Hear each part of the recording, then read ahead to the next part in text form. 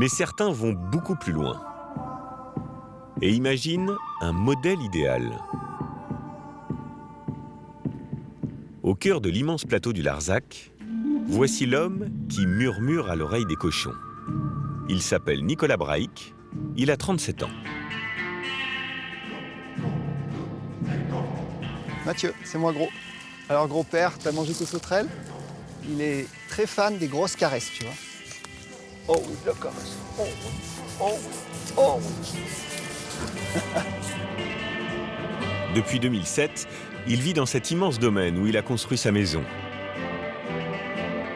Il y élève 90 cochons qui vivent ici presque à l'état sauvage.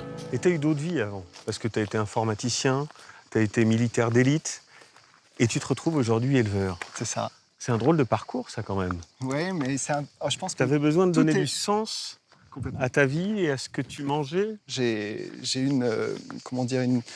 été appelé sur une envie de pouvoir m'alimenter et alimenter les autres de façon respectueuse. Donc c'est d'abord une démarche personnelle. Ouais, j'étais vraiment déçu de la viande, globalement. Je suis amateur de cochons et j'en trouvais pas du bon. Surtout en viande fraîche. Alors les cochons, ils vivent dans tout ça. Voilà. Libre comme l'air. C'est ça. Chaque animal dispose ainsi de plus d'1 hectare. Ils se nourrissent naturellement de plantes, de fruits et d'insectes. Sous l'œil amoureux de leur propriétaire, qui leur a donné à chacun un petit nom. Et les mâles adultes, en fait, si vous voulez, ont le prénom d'un grand chef. Le tout premier, c'était Alain Ducasse. Et en fait, c'était une petite dédicace. Et puis c'est resté, il y a eu Joël, il y a eu Guy. Et alors Mathieu, c'est pour qui? Mathieu, c'est Mathieu de Lauzun. C'est un chef qui est juste en bas, à côté de Pézenas. Alors mon Gros. Attention, nous tentons une approche. Je laisse faire une caresse. Alors là, bon. Raté. Bien sûr. Et il a vu qu'il y avait un intrus. Attends, regarde. Et Gros. Deuxième chance. Et Gros. Bon, c'est pas pour cette fois. Et il est en train de manger en même temps. Ouais, peut-être on Il faut gêne. pas le déranger. Écoute, ça sera pas pour aujourd'hui. Presque des cochons sauvages. Nicolas est à la tête d'un élevage unique en Europe.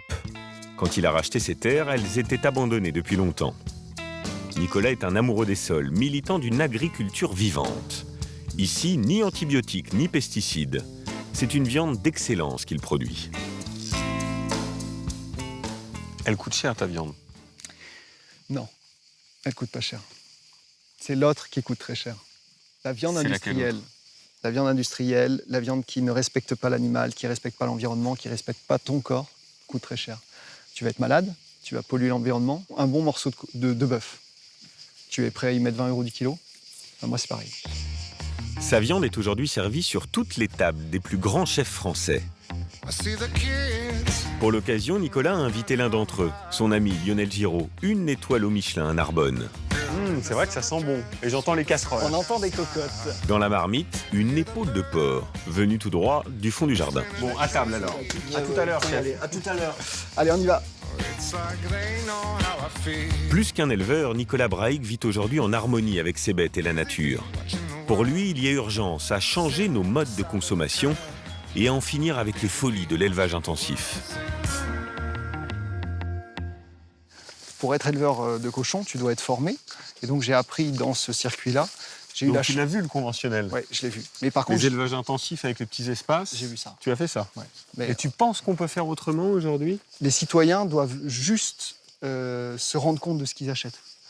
Déjà, ça, c'est la première étape. Parce que quand tu fais un acte d'achat, tu votes pour un système. On ne peut pas dire, on ne peut plus aller sur les plages de Bretagne parce qu'il y a plein d'algues et continuer à acheter ce cochon-là. Tu comprends? Et mon système est l'excellence. C'est celui des grands chefs.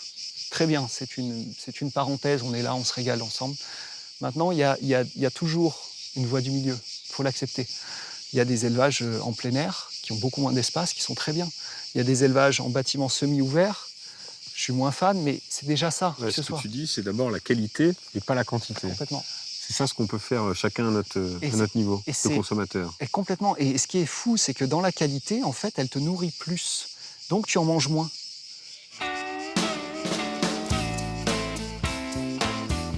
Qu'est-ce qui nous attend là? Là, ça se mérite de monter jusqu'à là. Alors, chef? Bah alors, cette montée était pas trop dure?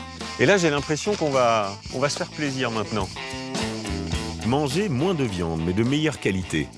Après notre longue marche, nous retrouvons le chef Lionel, dans ce cadre magnifique.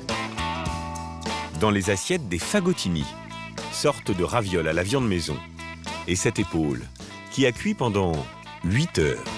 C'est pas Mathieu, ça, rassurez-moi. Ah non, non, non. Non, mais j'ai une grande affection maintenant pour Mathieu. Et si on s'asseyait pour manger? Allez, Autour de la table, Nicolas a invité ses amis. À table. à table. Des éleveurs, des agriculteurs, des viticulteurs, tous respectueux comme lui de la qualité de leurs produits et soucieux de l'environnement. Ah, c'est exquis. Je veux dire, en cuisine, il n'y a pas de secret, quoi. Quand le produit est bon, on peut pas faire de la mauvaise cuisine, c'est pas possible. Alors, ce qui est formidable, c'est qu'en France, tout se finit toujours à table, par un bon dîner. Aujourd'hui, comme Nicolas et ses amis, des millions de Français changent leurs habitudes alimentaires. Consommer moins de viande et de meilleure qualité. Privilégier les maraîchers locaux, dont les tarifs sont souvent moins élevés que dans vos rayons de supermarché. Julien, le producteur breton, Céline et sa jolie maison, Marco, le maraîcher engagé, et Thierry Marx, et tous les autres. Ils nous montrent la voie et inventent de nouveaux modèles. Un mouvement est en marche. Et vous, que mangerez-vous à présent ? And I'm feeling good.